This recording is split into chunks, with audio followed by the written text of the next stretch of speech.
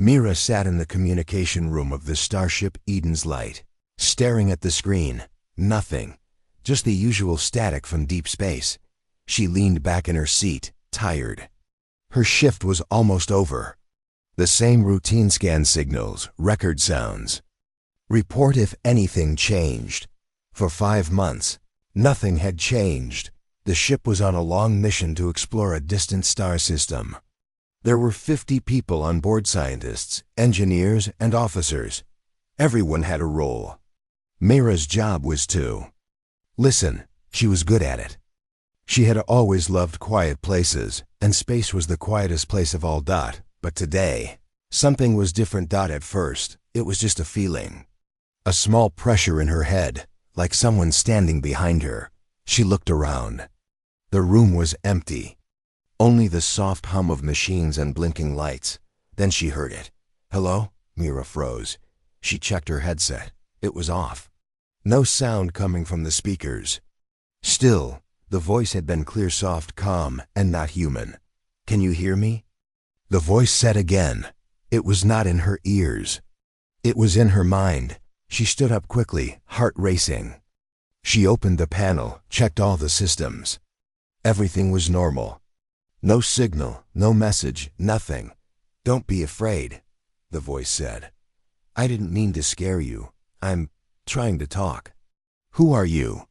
Mira whispered, feeling strange, talking to empty air. My name is Riven. I am not from your world. I found your mind before I found your voice. Mira sat down slowly, hands shaking. Her fingers hovered above the control panel, but she didn't press anything. Was she dreaming? Was she sick? She had heard of space madness. Some people lost their minds out here. Where are you? She asked carefully. Far, but not so far I cannot reach you. My kind speaks in thoughts. We search for minds that are open, kind, lonely. Mira blinked. Her heart was beating fast. You're in my mind? Only speaking. I cannot see you. I do not control anything.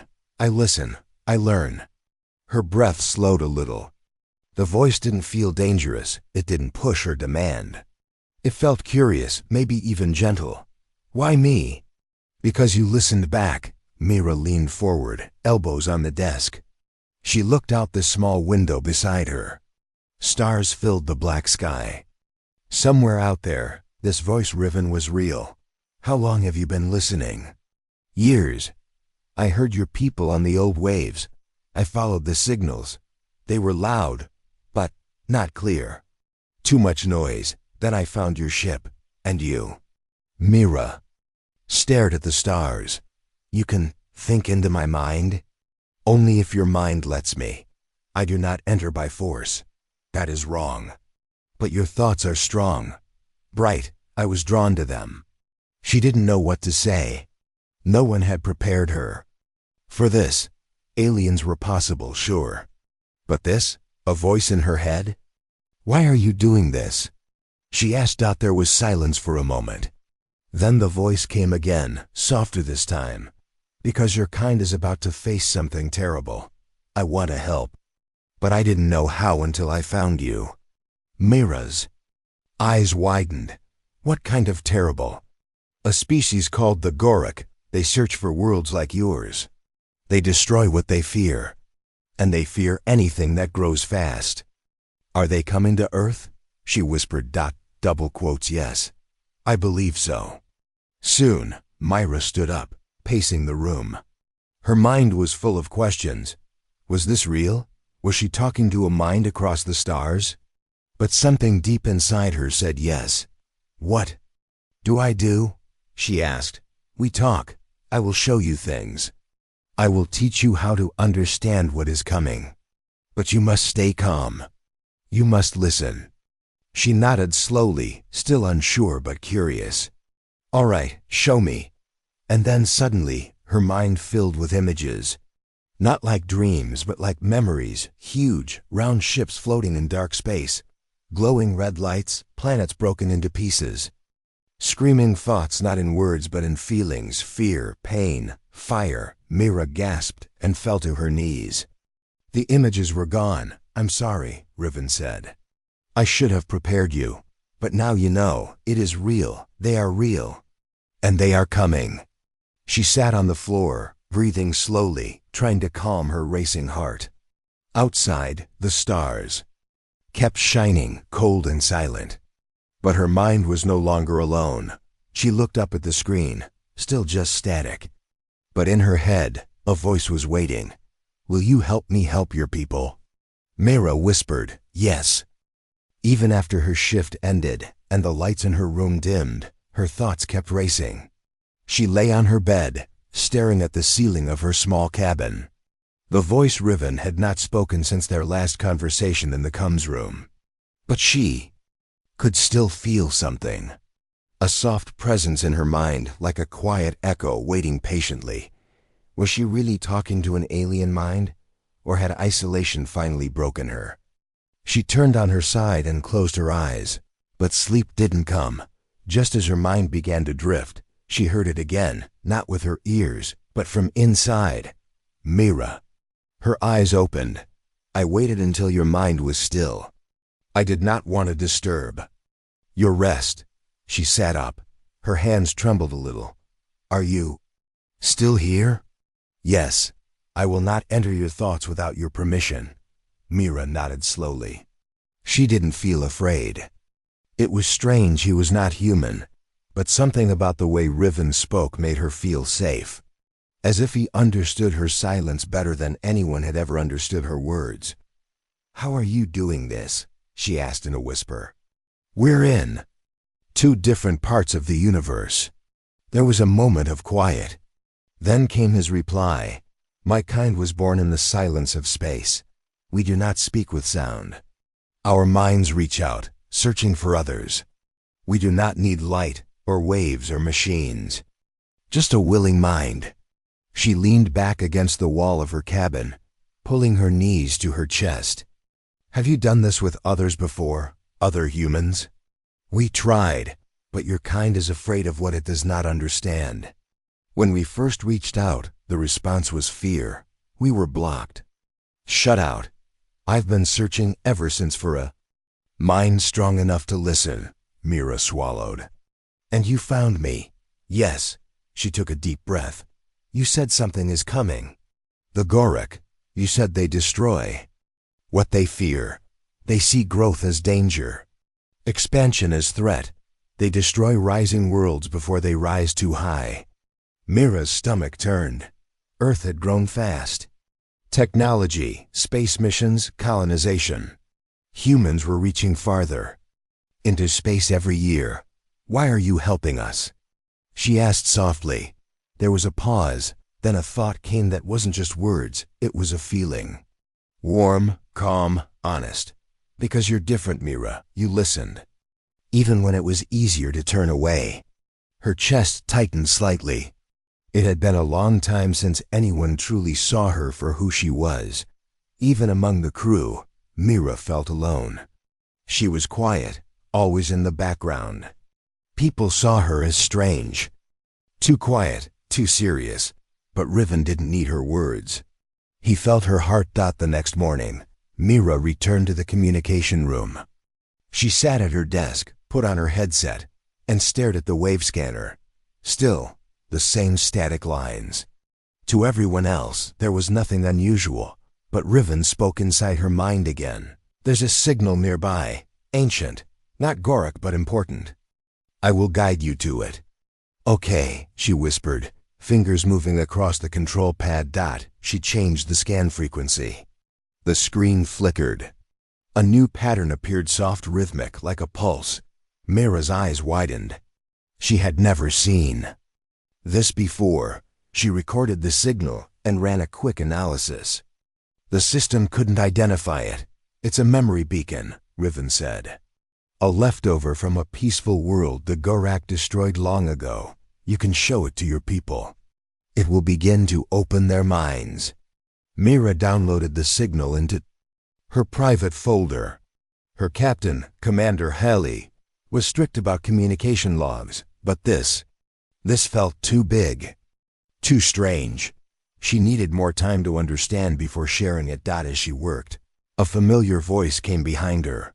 "You're here early," said Tomas. Her teammate and the assistant comms officer. Mira turned and gave a small smile. "Couldn't sleep." Tomas looked at the screen. "What's the signal? Looks odd."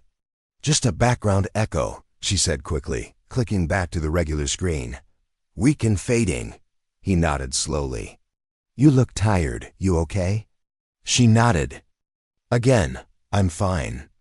Tomas gave her a small pat on the shoulder and left the room. As soon as the door closed, Riven spoke again. "You hide me well." Myra sighed.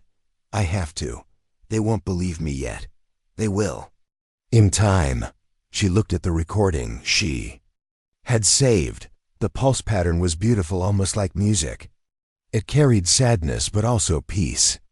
It didn't feel like a weapon. It felt like a voice calling from long ago, asking not to be forgotten. "What happened to that world?" Mira asked. "They offered peace." The Gorak answered with fire. "I was there. I felt it." Her fingers hovered above the controls. "Riven, how many others are there like you?" "Not many. We do not live in cities. We live in thought. We wander between stars, listening. Most of us are silent now. I may be the last to speak." That thought made Mira's heart ache. "Then I'm glad I can hear you." Silence filled the room again, but it was a comfortable silence. Before her shift ended, Riven said one last thing. "Mira, your people may have strong machines, strong weapons, but what will save them is something else."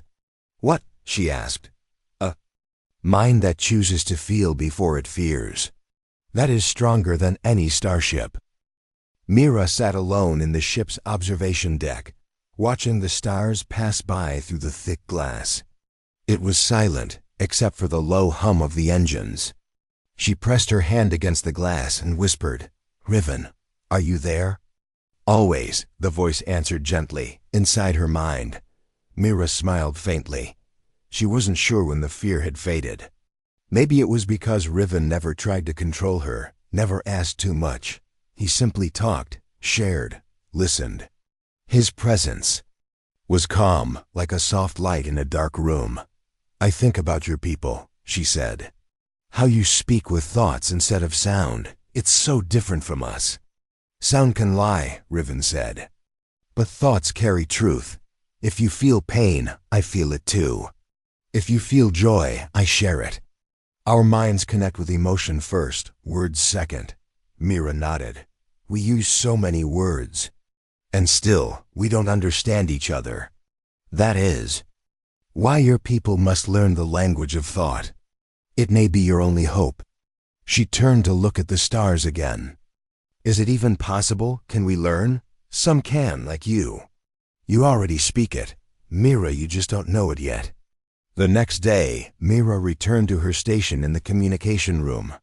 She couldn't stop thinking about what Riven said. If humans could speak in thoughts, they could understand Riven's warning directly. No fear, no mistrust, just feeling and truth. But how could she explain that to the others? She pulled up the memory beacon she had found earlier. The signal was still undecoded. None of the ship's tools could understand it. But Riven had said it was full of emotion. She closed her eyes and let the sound play in her headset. It wasn't music, but it wasn't noise either. It was like a rhythm she couldn't name. Her breathing slowed. Her body relaxed. For a moment, it felt like something was flowing through her. And then she saw it. Not a dream. Not a thought. A memory. A beautiful blue planet with rings of gold. Around it, floating gardens in the sky. Tall towers that glowed like moonlight. Creatures with long arms and bright eyes danced in the wind, laughing without sound. Mira could feel their joy. Their peace. Tears ran down her cheeks. She opened her eyes. The screen was still there. The sound was still playing, but now she understood this wasn't a signal. It was a message. A gift. "You saw them," Riven said softly in her mind. "You felt what they were." "It was beautiful," she whispered. "They weren't afraid. They just lived. Loved. They lived with open minds. They believed thought could bring peace, until the Gorak came. Mira wiped her face.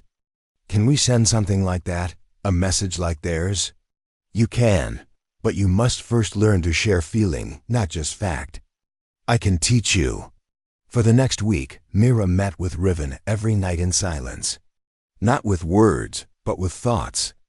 He showed her how to send a feeling, not just speak a sentence. It was hard at first.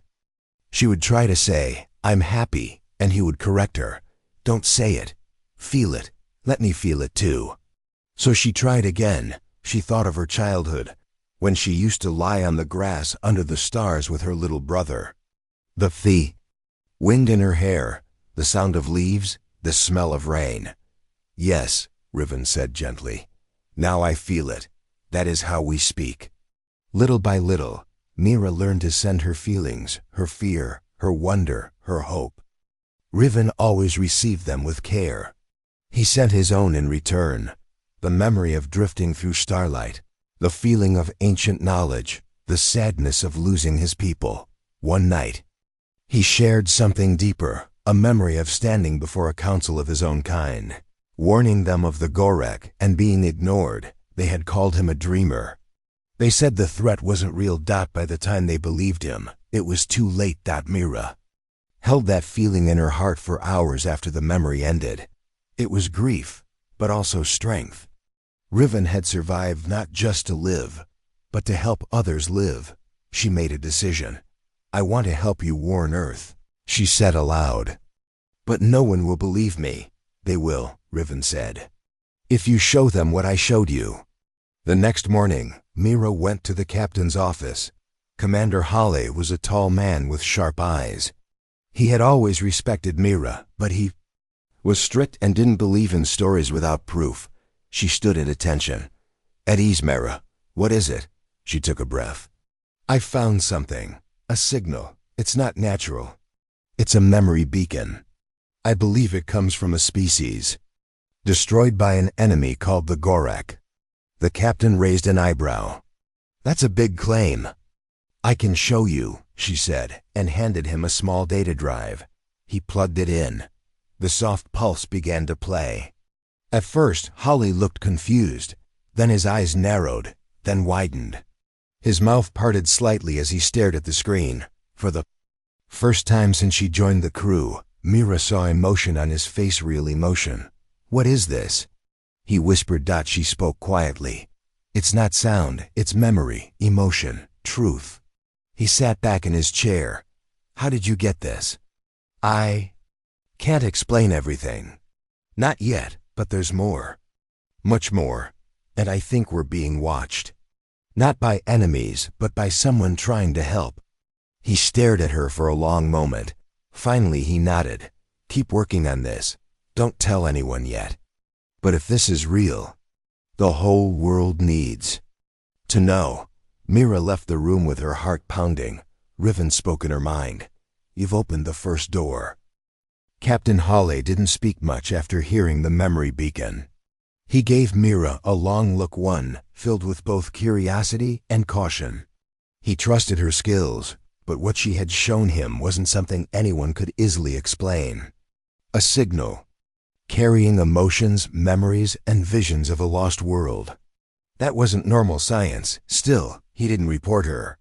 He gave her permission to continue her work, as long as it remained quiet. That was enough for now. Mira returned to her station. The others around her treated her as usual. No one knew what she was really doing, what voice was guiding her every step. That voice returned later that night. "You did well," Riven said softly. "But time is short. I must show you more." Mira sat cross-legged in her cabin. She closed her eyes and let her mind open. At first, it was silence. Then darkness. Then a storm of light and fire. She saw a ship, a massive one, like a floating mountain. Black and sharp, surrounded by glowing red rings. It moved without sound but left destruction behind. The vision changed. A green planet burned.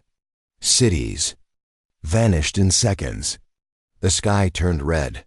Then black dot, then she heard the thoughts, not words, but emotions, fear, terror, pain. She gasped and opened her eyes, her breath shaking. What was that? She whispered aloud. The Gorak, Riven said. They erase worlds, not because they need to, but because they choose to. They believe fear is strength. They destroy to stay in control. Mira's hands gripped her blanket tightly. Are they near? Yes. They travel slowly but steadily. They have heard your signals. They are watching now. Earth has grown fast, too fast. That draws their attention. Her heart pounded. Earth wasn't ready. Humans fought over small things. Countries argued, leaders lied, and even in space, the crew had its disagreements. How do we stop them? She asked. You cannot win through fear or fire. The Gorak expect that. They are built for war. But your kind has something they don't understand. What? Hope, unity, love. These things confuse the Gorak. They see them as weakness. But they are not. They are your greatest strength. Mira leaned against the wall, thinking hard. But how do I make the world listen? I'm just one voice. Not. One voice, one connection. I can help you reach them all. But it will require something from you. She hesitated. What? Your mind, your thoughts, your emotions. You must become the bridge. If you allow me to speak through you, I can show them what I've shown you, but it will not be easy. Your mind will carry more than it's used to. Mira was quiet for a long time. The idea scared her. What if her mind broke? What if people thought she was crazy? But then she remembered. The vision of the burning world. The feeling of helplessness. The screaming thoughts. She couldn't ignore that. I'll do it, she said firmly. Whatever it takes. Over the next few days, Riven prepared her. He didn't rush. Each night, he helped Mira expand her thoughts. He showed her how to carry not just memories, but emotions from another being. It was painful at times. Her head ached. Her heart felt heavy, but she pushed forward. During the day, Mira continued her work in the communication room. She saved the data, decoded strange signals, and sent reports. No one suspected what she was becoming. One evening, Captain Hale called her back to his office. He looked serious. We received a strange burst of energy from deep space, he said. We can't trace its source, but it looks artificial. Like a warning, Mira nodded slowly. I believe it's from them, the Gorak. Hale stared at her. How do you know that? She took a deep breath. Because someone told me. She explained everything, not in full detail, but enough. About Riven, about the memory beacon, about the warning. To her surprise, Hale didn't laugh. He didn't get angry. He just listened. Finally he said, Can you prove any of this? Yes, she said, but not with machines. You'll have to feel it, like I did. He didn't speak for a moment. Then he nodded. Show me. That night, in the observation room, Mira sat with Captain Hale and 2 other senior officers. She closed her eyes, reached out to Riven, and opened her mind completely. And then, she became a bridge. For the first time, Riven didn't just speak to her. He spoke through her. Mira's voice changed. It became calm, rich, and full of meaning, not just words, but feelings. Her eyes glowed faintly as the emotions passed from Riven to her, and then out into the minds of the listeners. They saw the ruined world. They felt the peaceful race that was lost. They felt the fire of the Gorak, and they felt the hope that Riven carried, the belief that humanity was different. When it ended, the officers sat in silence. One had tears in his eyes. Captain Hale looked like he had seen the edge of the universe. That wasn't human, he whispered. No, Mira said quietly, but it's true. He stood slowly. We need to tell Earth. Within 2 days, Mira was allowed access to the main communication array. It wasn't meant for emotional signals, but Riven helped her adapt it. Together, They built a thought bridge, something new, something no human had ever used before. On the day of transmission, Mira stood in front of the giant dish, her hands trembling. Her heart pounded, but her mind was open. "I'm ready," she said. "Then let us speak to your world," Riven replied. And they did. Across space, into satellites, radios, and devices came not words, but feeling. Every human who heard it felt something they could not explain. A sadness that wasn't theirs, a warning, and then a deep, gentle hope, a voice that said, "You are not alone, but danger is coming. You must become more than you are." The world changed in a single day. It started like a soft whisper, radios picking up strange signals, televisions flashing white for seconds, people pausing mid-step as something touched their minds. It wasn't sound or vision. It was feeling across countries and languages, from busy cities to quiet villages.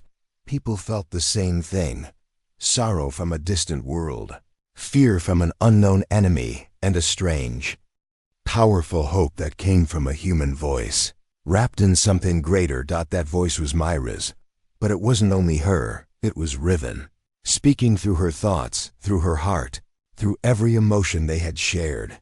People didn't understand it fully, but they remembered it. They remembered the feeling of a mind calling out in warning and in love. At first, news agencies called it a solar event, a strange frequency spike. Scientists tried to explain it as a shared dream, a mass illusion.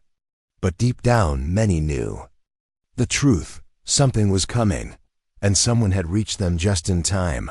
On the starship Eden's Light, Mira sat near the communication array, her body weak, her mind exhausted. Her skin was cold, and her hands shook, but she was awake. Alive, Riven's voice echoed gently in her mind. "You did it, Mira. They heard you." She smiled faintly. "Was it enough?" "You lit the spark. Now they must choose what to do with it." Captain Howell entered the room and knelt beside her. "You should rest," he said softly. Mira looked up at him. "Did it reach Earth?" Hale nodded. "All of Earth. Every network picked it up. Governments, media, even people offline. They all felt something. They don't know what it was, but they're listening now." Mira closed her eyes in relief. Back on Earth, something strange began to happen. Borders didn't vanish overnight, but arguments stopped. Political leaders, scientists, and military commanders held emergency meetings, not to fight, but to plan. They had no clear enemy yet, but they felt something powerful was near. Countries that never shared technology before now opened their files. Space agencies started working together. Satellites were realigned. Deep space sensors scanned the stars more carefully, and the name Mira began to appear on private reports. Someone from Eden's Light had sent a message that reached the entire planet. Many wanted to know who she was. A few days later, Mira stood in the ship's observation room again, watching the distant stars. She felt stronger, but something had changed inside her. She could still feel Riven, but the connection was softer now, more distant. "Are you still with me?" she whispered. "Yes," came his voice, though slower. "But I used much energy to speak to your world. I need time to rest." She nodded. "I understand," he continued. "I will stay close. But your people must lead now. You've taken the first step." Tomas entered the room quietly. He hadn't seen Mira much since the transmission. The crew had been ordered to keep things quiet, but everyone knew something big had happened. Tomas sat beside her. "So, you were the one who sent it?" Mira looked at him. She didn't answer, but her eyes said yes. He didn't ask more. Instead, he looked out the window with her. "The stars feel different now," he said. "Like they're watching us." She smiled gently. "They always were. We just weren't listening." Earth responded fast. New defense systems were planned: satellites equipped with powerful scanners, space stations upgraded with shielding. Human ships, once used for research only, were now fitted with protective tech and long-range sensors. But not everything was about weapons. People also began talking, really talking, about peace, about unity, about what it meant to be human in a universe so wide and silent. Schools started teaching empathy training alongside science. Artists painted what they had felt during the message. Poets wrote verses filled with light, sorrow, and hope. Children drew stars and strange beings with kind eyes. Humanity was still the same, but now it looked up more often. One night, Mira sat in her cabin, looking at an old picture of her family. She missed Earth. She missed the feeling of grass under her feet, the warmth of a real sun, the sound of birds. But she didn't regret coming to space. Not anymore. Her mind opened gently. "Mira," Riven said, his voice soft like a breeze. "I must go silent for some time. I need to recover. My kind does not live as you do." We rest in thought. She felt a heaviness in her chest. "Will I hear you again?" "Yes, you are the one who listened. I will find you again. One day, with more than thoughts." Her breath caught. "What do you mean?" There was a pause. Then came a feeling, not words, not images, but pure emotion. Warmth, kindness, connection, love. It filled her completely, like sunlight touching every part of her soul. No lips touched, no hands held, but it was deeper than any kiss. It was a promise. "Kissed your thoughts," Riven said, "before I ever kissed your lips." Tears filled her eyes. Then slowly, the presence faded.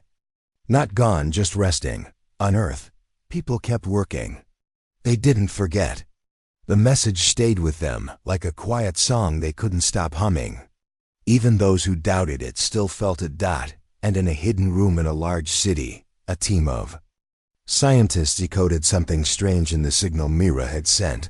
Not a threat. Not a warning. A map. A place in the galaxy. Marked in the language of thought. The message was clear. "We are not the only ones watching the stars. Come find us." 3 weeks had passed since Mira's thoughts were broadcast across Earth. The world had not returned to normal, but that was a good thing. Things were finally changing. For the first time in human history, space agencies across the planet shared full access to their technology. Satellites were no longer secrets. Defense systems were improved, not to fight each other, but to watch the stars. The world leaders called it the Unity Project, a promise to prepare Earth for what was coming. Together. But behind the meetings and news reports, something else had happened. People began to feel connected, not just to their countries, but to each other, as if something deep inside them had awakened. They remembered Mira's voice. They remembered the sadness, the fire, and the hope. It lived in their hearts like a quiet flame. And somewhere in space, the threat of the Gorak continued to move closer. Aboard Eden's Light, Mira felt different. She moved slowly now. Not because of pain, but because of what her mind had carried. Ever since Riven had gone silent, the ship felt quieter, even colder. She missed him. Not just the voice, but the warmth. The way he understood her without questions. Without needing reasons, she knew he was still there. Somewhere. But deep down, a part of her worried. What if the connection had hurt him? What if he had used too much of his own energy to speak through her? Mira stared out at the stars through the main glass wall. Her reflection looked tired, pale, still. She didn't stop working. Every day, she sent messages to Earth, sharing Riven's knowledge. She taught them how to feel signals, not just decode them. She helped engineers build emotion-sensitive receivers machines that could detect signals in more than sound. Even Captain Haile treated her differently now. Not just as a crew member, but as someone who had become something more. One morning, the emergency lights flashed red. Mira jumped up from her seat in the comms room as the siren echoed through the ship. Thomas ran in. "We've got something. A large object, moving fast." "Where is it?" Mira asked quickly. "Just past Jupiter." It appeared suddenly, no warning. "It's not responding to any message. Her heart skipped a beat. Gorak? We don't know yet. But it's huge. The crew moved fast. Captain Hale gathered the senior officers. This could be a probe. He said, a scout ship. We can't risk contact without knowing. Mira stepped forward. I want to try something. What is it? Hale asked. She looked at the small memory receiver in her hand, something she had helped design using Revan's teachings. I want to send them a thought. Just one. Not a word. Just a feeling. Is that safe? Thomas asked. Mira nodded. If they're the Gorak, they won't understand it. But if there's something else, maybe they'll answer. The captain paused, then gave a single nod. Do it. Mira sat alone in the quiet room. She closed her eyes and placed the receiver over her head. Her fingers shook slightly. She opened her mind, not to speak, not to scream, but to feel. She thought of Earth, of children running in green fields, of oceans, of music, of the night sky. She filled her heart with one feeling. Call on life. She sent it. For a long time there was nothing. Then something responded, not words. Not clear emotions, but pressure. Dark and heavy, like thick smoke pushing against her chest. She gasped and pulled the receiver off. It's them, she said. The Gorak, I felt them, but it wasn't a message. It was cold, empty, like they don't feel anything at all. Thomas looked worried. Are they still coming? Mira nodded. Yes, they've seen us now. On Earth, Mira's warning spread quickly. The Unity project turned into full action. Satellites returned toward deep space. Orbital defense stations were armed. Civilian evacuation plans were tested. For once, the governments of Earth agreed on one thing. They must protect their planet at all costs. Still, Mira knew weapons wouldn't be enough. Fear won't stop them, she said to Hala. They're stronger. Their ships are larger. They've destroyed worlds that had bigger armies than ours. Then what will stop them? He asked. She looked up. They've never met humans who fight for each other, not just for land or power, but for love, for memory, for thought. Hale was silent for a moment, then said, We'll stand with you, Mira, all the way. Later that night, Mira returned to her cabin. She sat on the floor, eyes closed. For the first time in many days, she reached out with her mind. Riven, if you can hear me, we need you. Silence. She almost gave up until she felt a flicker. A spark, a whisper in her mind, weak but clear. Mira. Her heart jumped. You're alive? Yes, I am far, but I see you. I see Earth preparing. We need your help. I will return. But you must hold the line. The first strike will come soon. How do we survive it? Together. His voice faded again, but this time, Mira didn't feel afraid. He was coming back. She believed it with her whole heart. 2 days later, Eden's Light received a direct signal from Earth's High Council. A date had been chosen. In 1 week, humanity would send its first fleet beyond the moon, not to explore, but to defend. Mira would be on the lead ship. She packed her few belongings quietly. Before she left her cabin, she looked back once more. At the small chair where she used to sit and talk to a voice in the stars. Now the whole world was listening. The Earth fleet had never looked so beautiful and so serious. 20 ships floated like silver birds above the planet, waiting in formation. Some were built for science, others for defense, but now all of them stood united.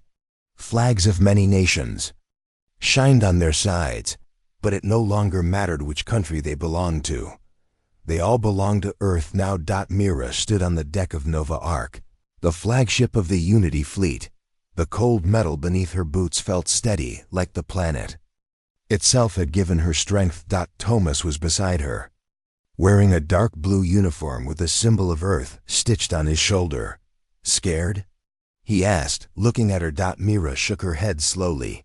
Not scared, ready. They both knew what was coming. The Gorak ship was only hours away from entering Earth's outer orbit. It had ignored every attempt at communication. Its shape was unlike anything seen before, like a jagged floating mountain, dark and alive. Mira had felt it in her dreams. It wasn't just a ship. It was part of something larger, a mind that could swallow entire planets. It had destroyed civilizations. Now it had found Earth, but Earth would not bow. The fleet moved into position, spreading out in a circle to trap the enemy if needed. Captain Hale's voice came through the comms, calm but firm. All units, we hold until they make the first move. Mira is our guide. Trust her. Everyone listened. Mira walked to the command room. In front of her was a new type of console part machine, part signal link, built using Raven's knowledge. It was called the Mind Bridge, and only Mira could use it. She sat down and placed the silver band over her head. Lights dimmed. In a second, her mind was no longer in the room. She floated in space, not her body, but her thoughts. Stars around her flickered like fireflies. And ahead of her, she saw it. The Gorak ship. It moved with no sound, but Mira could feel its presence like thunder. Cold, dark, ancient.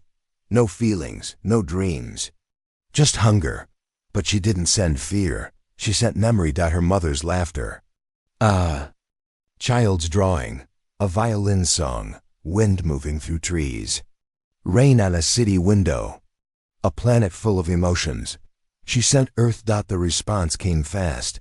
A dark wave slammed into her mind. Pressure. Cold pain. The Gorak were not here to understand. They were here to erase. Mira screamed.